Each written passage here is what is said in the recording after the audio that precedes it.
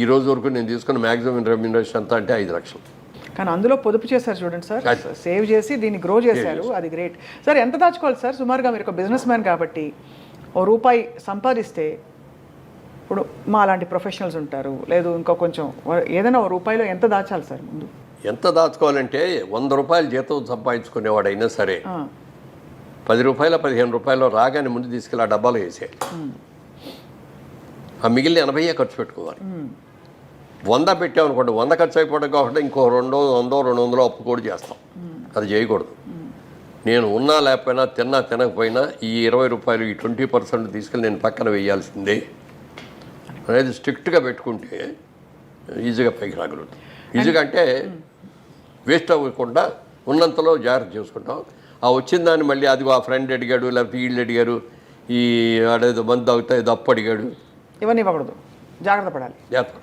And ఇంకోటి sir, credit card ఉండడం మంచిదంటారా ఒక వ్యాపారవేత్తగా? క్రెడిట్ కార్డు ఉండటం అనేది డెఫినెట్గా ఇప్పుడు అవకాశాలు చాలా ఉంటాయి.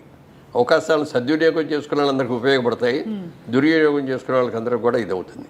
మీరు అమెరికా లాంటి దేశంలోకి వెళ్ళి చూస్తే క్రెడిట్ కార్డు అని ప్రతి దగ్గర క్రెడిట్ కార్డు, డబ్బు డీలింగ్ ఉండదు అసలు. అవును, పెట్రోల్ కొడుచుకున్నా క్రెడిట్ కార్డే పెడతారు, షాపింగ్కి వెళ్ళినా కూడా క్రెడిట్ కార్డు ఇస్తారు, అన్ని చోట్ల ఇదే. ఇక పండగలు వచ్చాయి, క్రిస్మస్ లాంటి పండగలు వచ్చాయంటే అసలు ఎన్ని కొట్టేస్తారో చెప్పడానికి లేదు, అవసరం ఉన్నాయి లేని అన్నీ కూడా. ఆ రోజు జేబులో డబ్బులు ఉండక్కర్లా, క్రెడిట్ కార్డు తీసి ఇస్తారు, వాడు దాంట్లో పెడతాడు, ఇచ్చేస్తాడు. అది ఆ క్రెడిట్ కార్డు అప్పులు తీర్చడానికి మళ్ళీ బోల్డెన్ అప్పులు చేసే సందర్భం అదే కదా. క్రెడిట్ కార్డు ఏంటంటే అవసరానికి జేబులో డబ్బు కాకుండా ఇది కూడా ఒక కరెన్సీయే. పేపర్ కరెన్సీ కంటే కూడా ఇది ఒక, కానీ అది హద్దుకు మించి ఖర్చు పెట్టడానికి కాదు. అంతే కదా, అదే అది ఉంది కదా. రేపు చూసుకుందాలే, వచ్చే నెల కడదాంలే అని అనుకుంటే అప్పు చేయడం చాలా తేలిక, కానీ అప్పు తీర్చడంలో సేవ్ చేసుకోవడం అనేది చాలా కష్టం. అది తెలుసుకోవాలి. స్టాక్ మార్కెట్లో డబ్బులు పెట్టచ్చా సార్? ఇవన్నీ మౌలిక సూత్రాలు. అసలు పెట్టండి, నాకు దాని మీద నమ్మకం లేదు. స్టాక్ మార్కెట్లో మీరు ఎప్పుడు భూమిని నమ్ముకున్నారు, లేదంటే వెంచర్స్ ఏదైనా వెంచర్ ఉంటే దానిలో పెట్టారు? నేను పార్లమెంట్లో కూడా మాట్లాడేటప్పుడు ఒక కథ చెప్పాను. ఓ రోజున ఒక వ్యాపారి వచ్చాడు పల్లెటూరులోకి, వచ్చేసి మీ ఊళ్ళో కోతులు ఉన్నాయని తెలిసింది, కోతులు కొంటాను నేను, కోతికి 10,000 చొప్పున ఇస్తాను అన్నాడు. ఊళ్ళో వాళ్ళందరూ పిచ్చాడు చూసి ఈడేంటి కోతులు కొనుక్కోవటం ఏంటి, కోతికి 10,000 ఇవ్వటం ఏంటి అని అందరూ చూశారు. ఎవరో కొంతమంది ఈడేదో 10,000 ఇస్తున్నాడు కదని చెప్పి 4 కోతులు 10 కోతులు తీసుకెళ్ళి వాడికి ఇస్తే అందరికి 10,000 ఇచ్చాడు. వెళ్ళిపోయాడు. వాడు వెళ్ళిపోయిన తర్వాత నిజంగా కోతికి 10,000 ఇచ్చారంటే ఇచ్చారని నేను చూపించాడు. ఈసారి మనం జాగ్రత్త పడాలి అనుకొని నెక్స్ట్ టైం వాడు ఇంకో నెలలో వచ్చాడు. మళ్ళీ ఈసారి 15,000 ఇస్తానన్నాడు కోతికి. అందరూ ఎగబడ్డారు. ఓ 50% మనుషులు ఎగబట్టారు, కోతులు తీసుకొచ్చారు, ఇచ్చారు. మూడోసారి వచ్చాడు, 25,000 ఇస్తా, నాకు కోతులు కావాలి అన్నాడు. అప్పటికి అయిపోయినాయి కోతులన్నీ. ఊళ్ళో ఉన్న కోతులన్నీ అంత ముందే కొనేసి తీసుకెళ్ళిపోయాడు. ఎక్కడ కోతులు లేవు. 25,000 ఇస్తానంటాడు. పక్క ఊళ్ళోకి వెళ్తే 20,000కు దొరుకుతున్నాయి. అక్కడికి వెళ్ళి 20,000 కొనుక్కొని కోతులు తీసుకొచ్చేసి వీడికి అమ్మారు. అర్థమైంది సార్, అర్థమైంది కదా. ఆ 20,000కి అమ్మింది ఎవరు అంటే వీడే. అదే అందుకని అదే అర్థమైంది. మన దగ్గర 5,000కి 10,000కి కొన్న కోతుల్ని మనకి 20,000కి అమ్మాడు. అది ఎంత గోల్డెన్ ఇదే సార్ ఇది. అయితే ఇప్పుడు స్టాక్ మార్కెట్ కూడా అలాంటిదేనండి. ఏ రోజున ఏ రేట్లు ఎందుకు పెరుగుతున్నాయో తెలియదు, ఎందుకు పడిపోతున్నాయో తెలియదు. ఇది బ్రహ్మాండంగా ఉంది అని అందులో పెడతాం. అంటే ఏదైనా డబ్బు సంపాదించడానికి కష్టపడి సేవ్ చేసుకుని దానికి ఉన్న విలువ, ఇది ఆర్టిఫిషియల్గా ఏదో పెట్టుబడి పెట్టేసి ఊరినే వచ్చేసింది. ఒక లాటరీ వచ్చింది అని అంటే దాంట్లో కూడా వచ్చినప్పుడు బాగానే ఉంటుంది, సంతోషంగానే ఉంటుంది. కానీ హార్డ్ ఎర్న్ మనీ అనే దానికి ఉన్న విలువ ఈజీ మనీకి ఉండదు. ఈజీ మనీ ఎలా వచ్చిందో అలాగే పోతుంది. హార్డ్ ఎర్న్ మనీ మనం జాగ్రత్తగా కాపాడుకుంటాం కదా సార్. అది. అండ్ ఫైనలీ సార్, రియల్ ఎస్టేట్లో డబ్బులు పెట్టాలంటే మీ సలహా ఏంటి సార్? చాలామంది ఇవాళ జయభేరి అనగానే one of the most trusted names.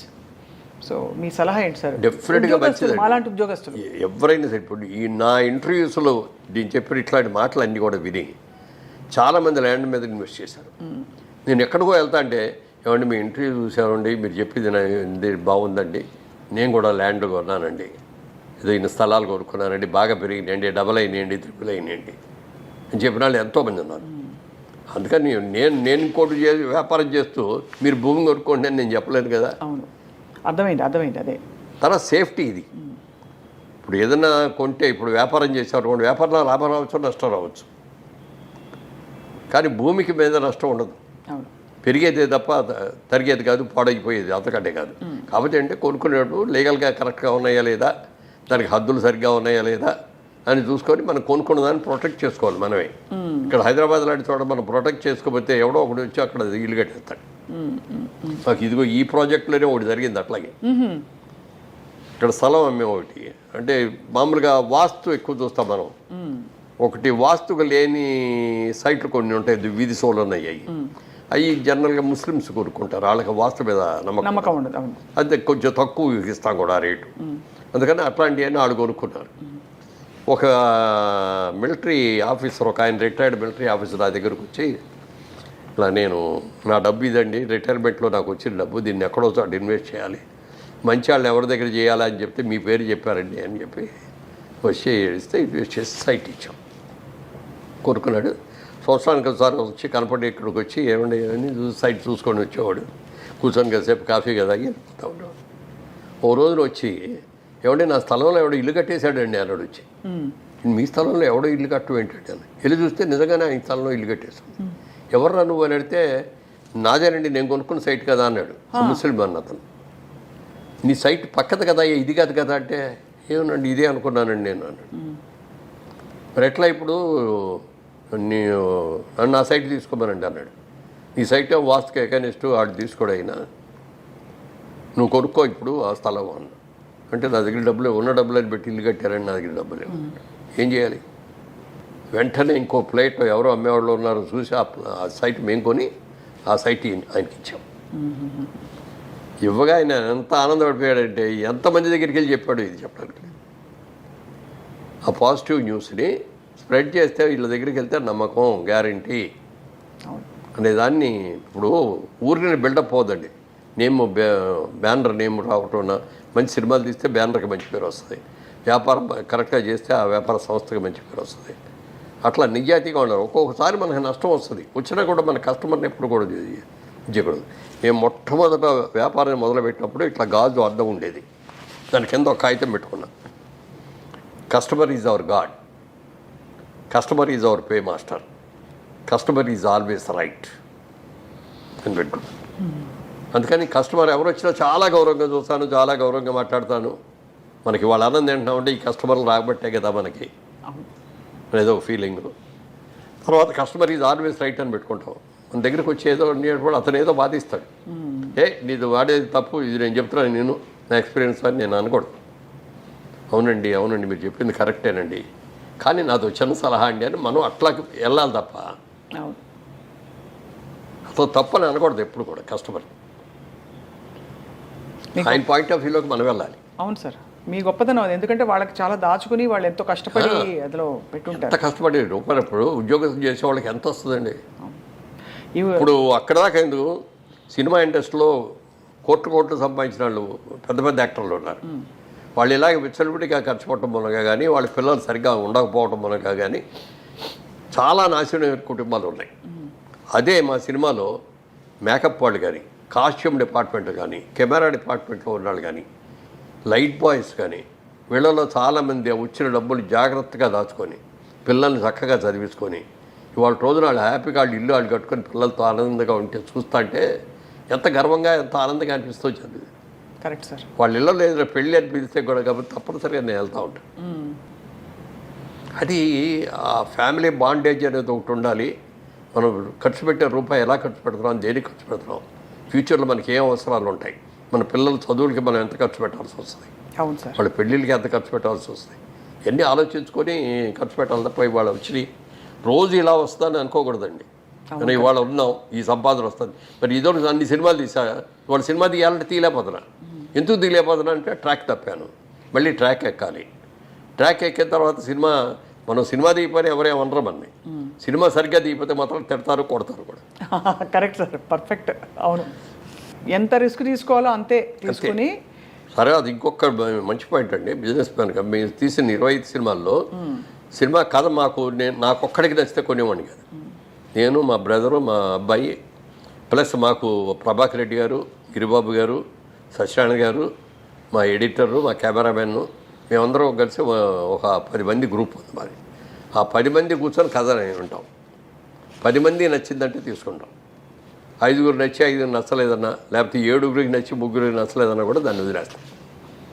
అలా కొన్ని కథలు నచ్చి ఈ సినిమా బాగుంటుంది, ఈ సక్సెస్ అవుద్ది అనుకున్న సినిమాలో నా క్యారెక్టర్ లేకపోయినా కూడా ఎక్కున్నా తీసా. అలాగే ఈ క్యారెక్టర్ బ్రహ్మాండంగా ఉంది, నాకు బాగా పేరు వస్తుంది అని అన్న కానీ రిస్క్ ఉందండి, ఇది బిజినెస్ అవుద్దో లేదో అని కనుక అంటే దాని మొదలు చేయడు. నన్ను నేను ప్రమోట్ చేయడానికి కాదు కదా సినిమా తీసేది. సినిమా టికెట్ కొట్టి సినిమా చూడటానికి వచ్చినాడు, వాడు హ్యాపీగా ఫీల్ అవ్వాలి, సెంటిమెంట్గా ఫీల్ అవ్వాలి. అంతేకాని వ్యాపారం నా కోసం నా ఇది ప్రజ్ఞ చూపించాలి, నా నటన చూపించాలి అని చెప్పి నేను సినిమా దిగిన. నేను యాక్ట్ చేయకుండా చేసి నీ కూడా 25లో 5, 6 సినిమాలు నేను లేనందు. హోమ్ ప్రొడక్షన్ అంటే వేషం వేయకుండా ఉంటారు కదా, ఉండరు మామూలుగా. అవును, అతడిలో నేను లేదు కదా. అవునవును. కానీ మీరు అంటే ఆల్రెడీ మీరు వెలిగారు అండ్ మీకు ఈ బిజినెస్ దృక్పథం ఉండడం వల్ల మిమ్మల్ని ఏదో ఒకటి ఆక్యుపై చేస్తూ వచ్చింది. అంటే ఇది కాకపోతే ఇది కాకపోతే ఇది ఎగ్జాక్ట్. అందుకని నేను నాకేది ఇది కావాలని కోరుకోలేదండి. అంటే కోరుకోలేదంటే దానికోసం పెట్టబడలా. అవకాశాలు నాకు వెతుక్కుంటూ వచ్చినాయి, చాలా వచ్చిన అవకాశాలను సద్వినియోగం చేసుకున్నాను. And for more videos, please subscribe to iDream. Please subscribe to iDream. Please subscribe iDream. And please subscribe to iDream. For more videos, subscribe to iDream. please like, share and subscribe to the channel. Congratulations, iDream. Subscribe to iDream. Subscribe to iDream. So subscribe to iDream Media. iDream ki iDream team andarki huge congratulations. Please subscribe iDream Media. Please subscribe to iDream. Subscribe iDream. Please subscribe to iDream. iDream అంటే నా కళల channel subscribe చేసుకున్న నోరు తిరుగుతలేదు, మీరైతే గంట గుర్తు కొట్టండి. For more such videos, please subscribe to iDream. Subscribe to iDream. Please subscribe to iDream. Please subscribe iDream Media. Please do subscribe to iDream. Please subscribe to iDream Media. For best entertainment and information, please subscribe iDream. And don't forget to subscribe to iDream.